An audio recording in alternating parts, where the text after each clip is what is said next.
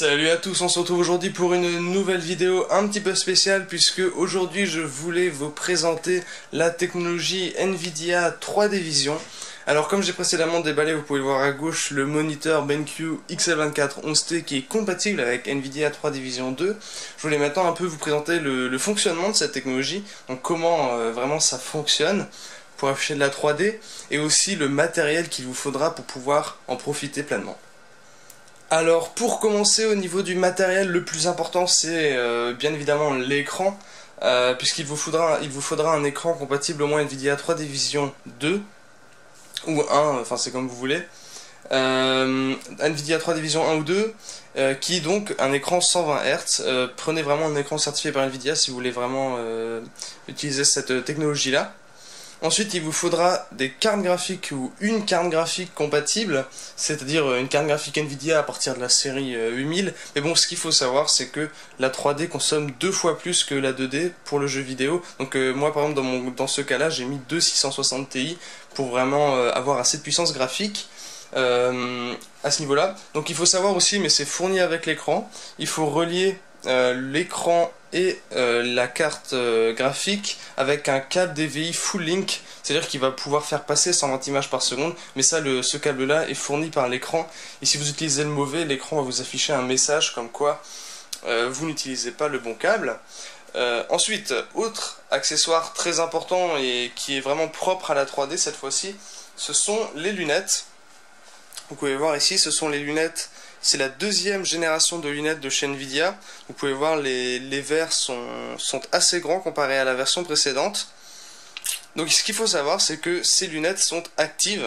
C'est-à-dire que vous pouvez le charger ici, hein, vous pouvez les charger ici. Vous avez vraiment une pile à l'intérieur et ces lunettes vont être actives. C'est-à-dire, grâce au récepteur que vous pouvez voir ici, les lunettes vont se synchroniser avec l'écran et la carte graphique, c'est-à-dire que la partie droite de la lunette va se fermer et votre œil gauche verra l'image pour l'œil gauche, et ensuite inversement l'œil gauche, la partie gauche de la lunette va s'obstruer et l'œil droit pour avoir l'image pour l'œil droit, et ça c'est fait toutes les secondes comme ça, donc ça va vraiment très très vite et le récepteur va permettre de synchroniser l'écran et les lunettes. Donc au niveau des lunettes, l'autonomie est assez grande, ça doit être plus de 40 heures de jeu je crois, et vous pouvez voir, il suffit de les allumer ici. Donc c'est très simple à utiliser et à mettre en place. Donc voilà pour le matériel. Vous avez vu maintenant ce qu'il faut pour cette technologie 3D et comment elle fonctionne, hein. Donc comme j'ai dit, c'est de l'actif, c'est de la 3D active vraiment. Donc maintenant je vais juste rapidement vous montrer pour ceux qui souhaiteraient se lancer là-dedans les quelques configurations à faire au niveau logiciel. Alors d'un point de vue logiciel, ça reste vraiment quelque chose de simple à configurer, hein, puisque souvent quand vous nous posez la question vers quelle marque se tourner pour faire de la 3D, on vous répond toujours Nvidia, et c'est très simple parce que leur logiciel est vraiment au point.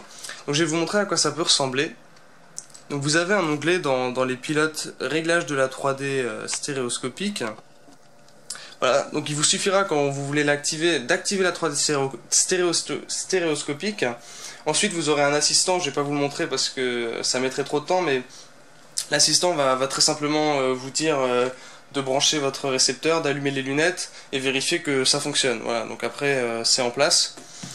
Donc voilà, vous pouvez voir ici le moniteur 3D Vision est détecté, et ensuite vous pouvez définir vos touches de raccourci en jeu pour activer et désactiver la 3D. Donc à partir du moment où vous avez configuré ça dans le logiciel, c'est vraiment très très simple à utiliser. Lorsque vous serez en jeu d'ailleurs, le récepteur, pour vous montrer que la 3D marche, va éclairer une lumière, va s'allumer avec une lumière verte un peu plus forte. Et très important aussi dans le logiciel, vous avez une liste avec la compatibilité des jeux. Et ça c'est vraiment très important parce que avant de lancer le jeu, vérifiez comment il est compatible, etc. Si vraiment la compatibilité est mauvaise, ne vous lancez pas. Mais vous pouvez voir que il y a énormément de jeux qui sont supportés.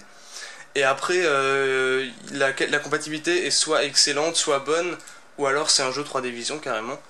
Donc compatible 3D Vision, c'est-à-dire que vous n'aurez aucun souci.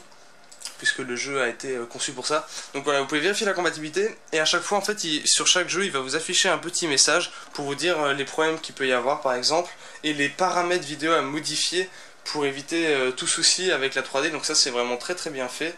Voilà, par exemple dans certains jeux il va vous dire il y a un problème avec les ombres, donc il faut désactiver ça et ça. Donc c'est vraiment très très bien fait comme technologie. Donc je pense que j'en aurais fait le tour au niveau de la technologie 3D Vision. Donc comme je le rappelle, au niveau du matériel nécessaire, donc un écran 3D Vision ready, une paire de lunettes qui peut se trouver à 130-150 € avec le récepteur, des cartes graphiques Nvidia et si possible vraiment très puissantes, parce qu'il faut savoir que vous aurez 2 fois moins de FPS en 3D qu'en 2D. Donc voilà pour cette technologie. Je vous remercie d'avoir regardé cette vidéo et n'hésitez pas à vous abonner à la chaîne.